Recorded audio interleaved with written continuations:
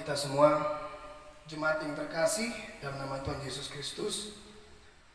Sebelum kita mendengarkan firman Tuhan, terlebih dahulu kita sampaikan doa kita berdoa. Terima kasih Tuhan buat berkat-Mu kepada kami. Engkau masih menyertai kehidupan kami. Engkau menyertai langkah kami Tuhan, keluarga lepas keluarga, pribadi lepas pribadi Tuhan. Pada saat ini kami akan mendengarkan sebagian dari firman-Mu. Kiranya Kau curahkan Roh Kudus-Mu ke tengah-tengah hidup kami Tuhan, agar kami dapat mengerti dan memahami apa yang disampaikan oleh hamba-Mu kepada kami. Di dalam nama anak-Mu Tuhan Yesus Kristus kami sudah berdoa. Amin. Shalom saudara yang terkasih, dalam nama Tuhan Yesus Kristus. Uriana di Holongan, masuk Mahita itu Minggu Pentakosta na Perjolo. Minggu Pentakosta na Perjolo, di mana tersurat sian panurirang Jesaya bindu ono puluh tolu mamuka masian ayat 10 sada satrodi ayat 10 opat.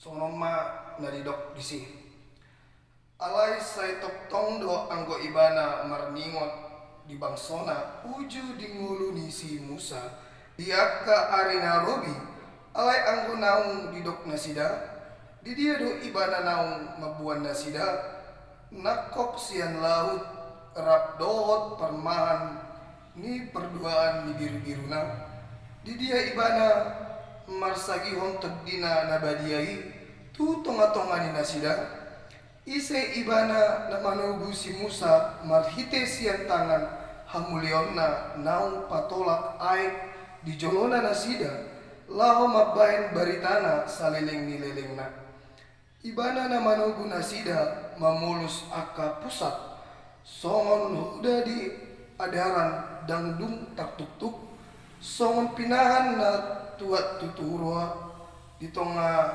ditogihon tong dini Jahoba nasida tu hasonangan songon ipe ditogihon ho bangsong asama bayan guarmu marmulia olak ni saatna huriana di Holongan di bagasan Tuhan Yesus Kristus sadarion guar ni mingguta ima minggu Pentakosta na Perjolo namar lapatan asa saor ni tod di Purbadia anggo bahasa Indonesiana imana didok roh yang menuntun.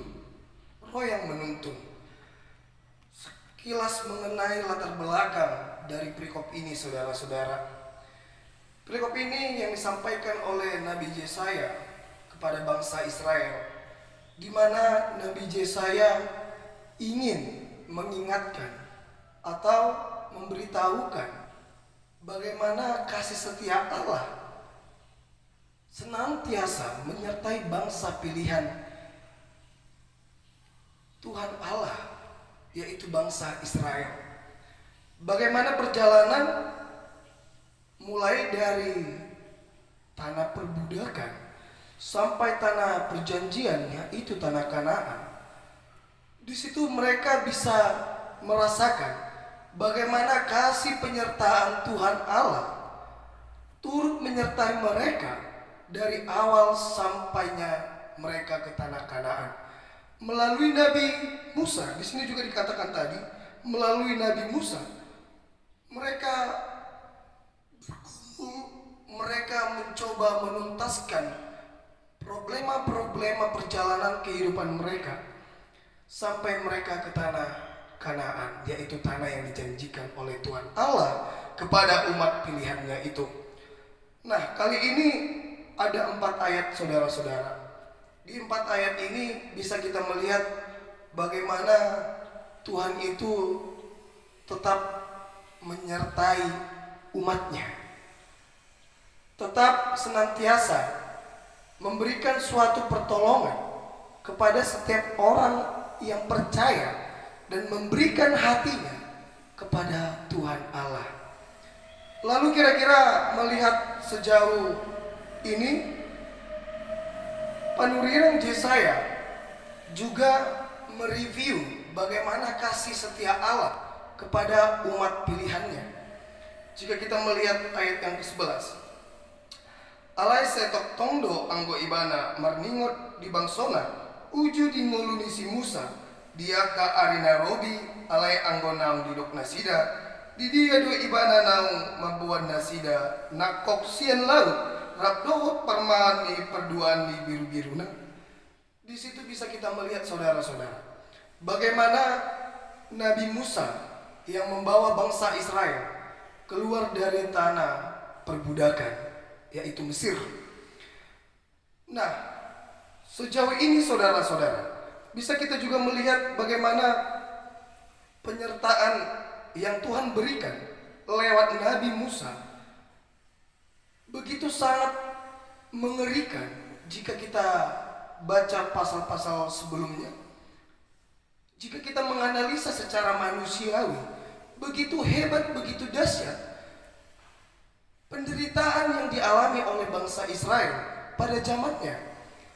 Lalu karena Tuhan sudah memilih bangsa itu, diutuslah Nabi Musa untuk membebaskan mereka dari tanah perbudakan sampai tanah perjanjian, yaitu tanah Kanaan. Nah, ketika mereka berjalan seiringnya waktu, hari demi hari, tahun demi tahun, mereka tetap meragukan kasih setia Allah di tengah-tengah kehidupan mereka. Mereka meragukan kasih setia Tuhan di tengah-tengah kehidupan mereka. Karena apa? Mereka percaya, namun tidak mengimani, saudara-saudara. Mereka hanya sebatas mengikut, namun tidak mengimani keberadaan kasih setia Allah yang Tuhan berikan melalui Nabi Musa. Itu yang diingatkan pada kita pada saat ini lewat panurirang Yesaya, saudara-saudara. Nah, ketika mereka bergumul menghadapi kehidupan mereka dari tanah perbudakan sampai tanah perjanjian yang telah dijanjikan oleh Allah, mereka sering meragukan kasih setia Tuhan. Mereka sering bersungut-sungut. Mereka sering mengeluh di tengah-tengah kehidupannya kepada Musa, karena Musa lah yang memimpin mereka. Namun juga kita bisa melihat, saudara-saudara, bagaimana kesiapan oleh Nabi Musa untuk memimpin bangsa pilihan Allah itu. Ketika Musa menunjukkan suatu mujizat di tengah-tengah mereka, mereka hanya bisa mengatakan, "Iya, kami percaya. Ya, kami mematuhi apa yang engkau sampaikan kepada kami, Musa." Hanya sebatas itu. Namun mereka tidak melihat bagaimana kasih setia Tuhan yang senantiasa menyertai kehidupan mereka, saudara-saudara. Di saat mereka mengalami kelaparan, di saat mereka dikejar-kejar oleh bangsa Mesir, disitulah Tuhan bekerja, saudara-saudara. Juga dikatakan di pasal ini, saudara-saudara, kita harus melihat bagaimana kasih Tuhan lewat laut yang terbelah. Bisa juga kita bisa melihat di ayat yang ke-12. Di situ Tuhan tetap senantiasa menyertai kehidupan bangsa pilihan Tuhan itu. Walaupun mereka cenderung mengeluh, walaupun terkadang mereka sering putus asa, dan sering juga melupakan kebaikan yang Tuhan berikan kepada bangsanya. Nah, itulah kira-kira latar belakang yang harus kita pahami sekilas mengenai perikop yang disampaikan Nabi Yesaya di pasal 63 ini, saudara-saudara.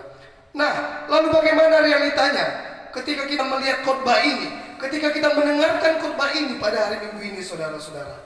Di mana kasih setia Tuhan yang sering kita rasakan di tengah-tengah kehidupan kita sebagai orang percaya, saudara-saudara? Apakah kita hanya sebatas percaya?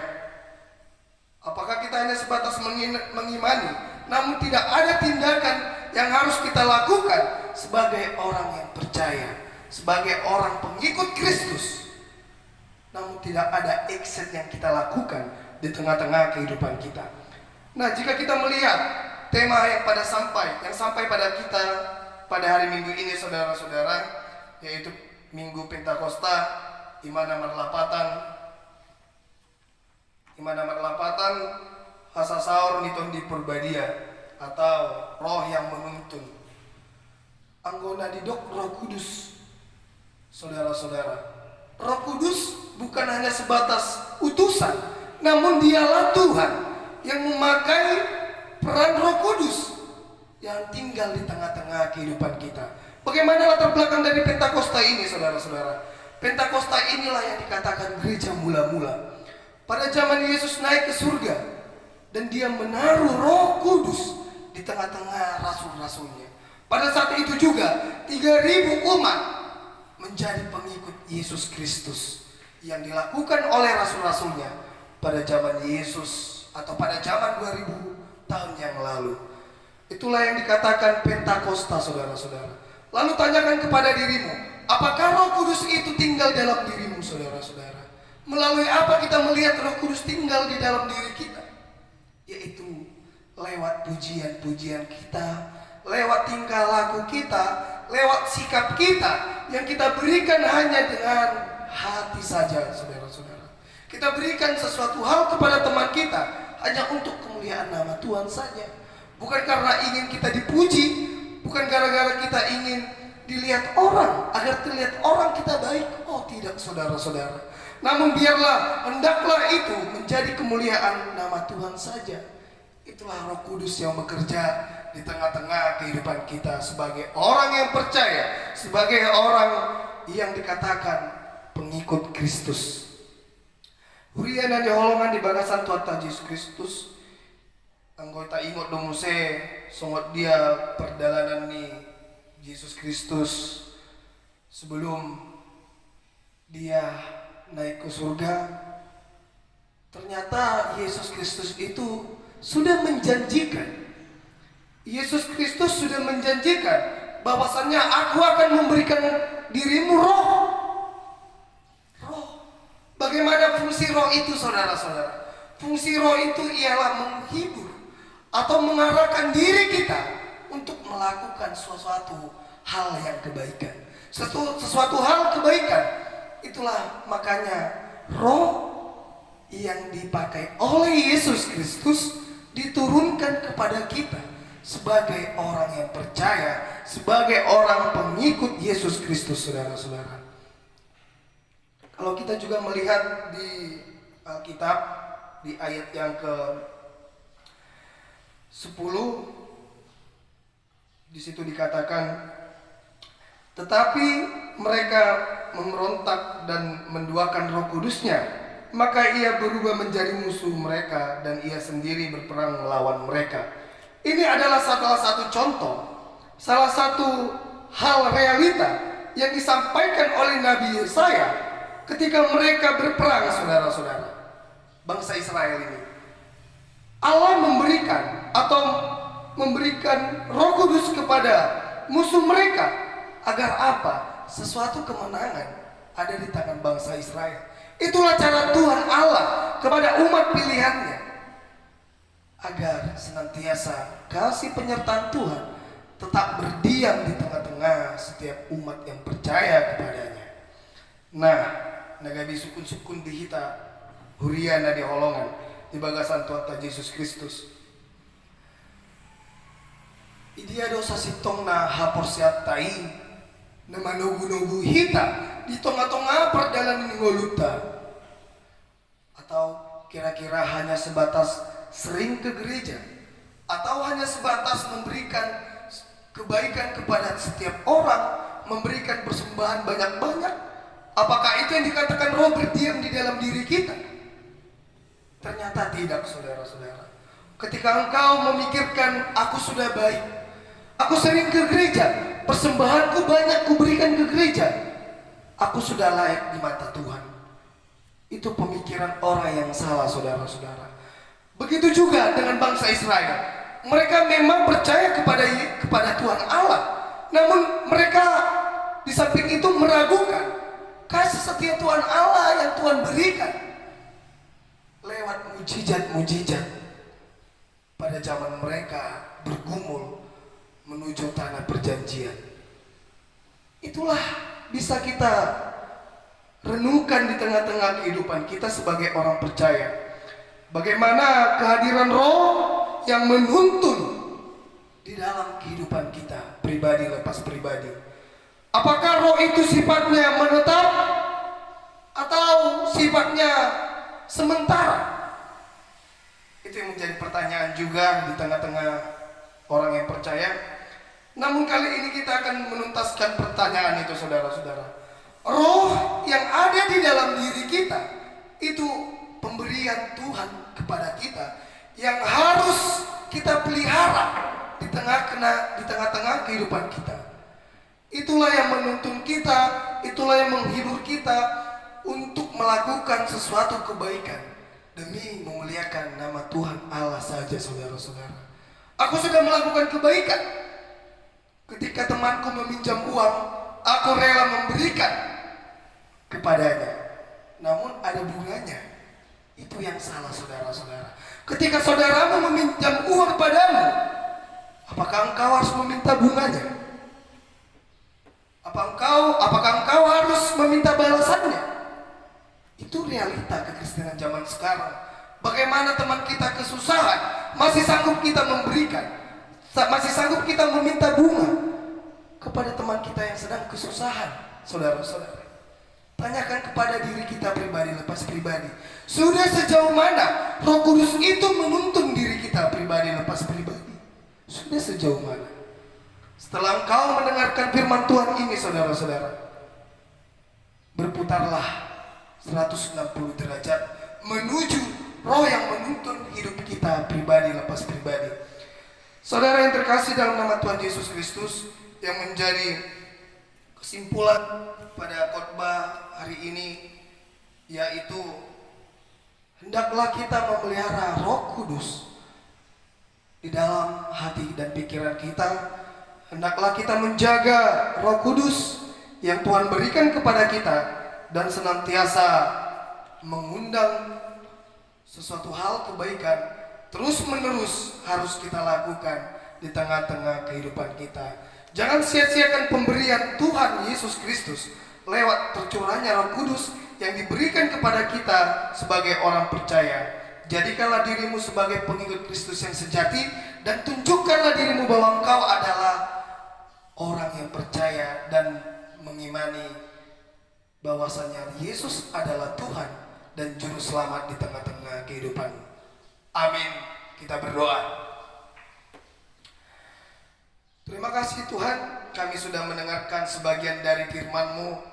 Kiranya Engkau membantu kami agar kami dapat memahami, mengerti, dan mengaplikasikannya di tengah-tengah kehidupan kami. Ajar-ajari kami Tuhan, dan tetaplah Engkau senantiasa mencurahkan Roh Kudus-Mu di tengah-tengah kehidupan kami, agar kami Tuhan semakin lebih baik lagi untuk memuliakan kebesaran nama-Mu saja Tuhan. Pada saat ini Tuhan, kami berdoa buat jemaat GKPI Siantar Sawah, GKPI Siantar 2 Tuhan. Kiranya Engkau memberkati keluarga lepas keluarga Tuhan. Apapun yang menjadi pekerjaan jemaat-jemaat di tempat ini Tuhan, kiranya Engkau senantiasa memelihara kehidupan mereka. Jika ada yang berladang Tuhan, kiranya Engkau memberkati ladangnya Tuhan. Engkau berikan cuaca yang baik Tuhan.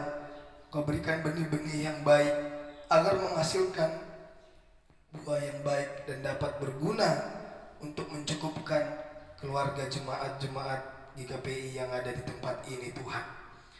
Jika ada Tuhan pengusaha berdagang Tuhan, kiranya Engkau memberkati setiap apa yang dijual Tuhan. Kiranya Engkau berikan pelanggan yang baik Tuhan, agar senantiasa banyak pembeli Tuhan di tengah-tengah setiap orang yang sedang berjualan Tuhan. Dan juga Tuhan, jika ada Tuhan di kantor, pekerjaan yang di kantor Tuhan, kiranya Engkau tetap memberikan kesehatan Tuhan, agar semakin semangat lagi Tuhan untuk mencari apa yang harus ditanggung-jawabi setiap keluarga di tengah-tengah kehidupannya Tuhan. Dan juga Tuhan, kami tidak lupa mendoakan kehidupan kami pada saat ini Tuhan. Engkau tahu Tuhan, negara kami sedang dilanda oleh pergumulan Tuhan, yaitu COVID-19 Tuhan. Kiranya Engkau menyertai kami Tuhan, Kau jauhkan itu dari tengah-tengah kami Tuhan. Namun kami ingin meminta pertolongan kepadamu Tuhan, agar Engkau senantiasa memberikan kesehatan kepada kami Tuhan. Kau jauhkanlah itu dari tengah-tengah kami Tuhan. Dan juga Tuhan, kami berdoa buat setiap pelayan-pelayan-Mu Tuhan yang ada di tengah-tengah dunia ini. Kiranya Engkau memberkati Tuhan setiap pelayan-pelayan-Mu. Kau jadikan mereka Tuhan garam dan terang. Kau berikan kekuatan Tuhan untuk menghadapi setiap pergumulan yang sedang dialami oleh pelayan-pelayan-Mu Tuhan.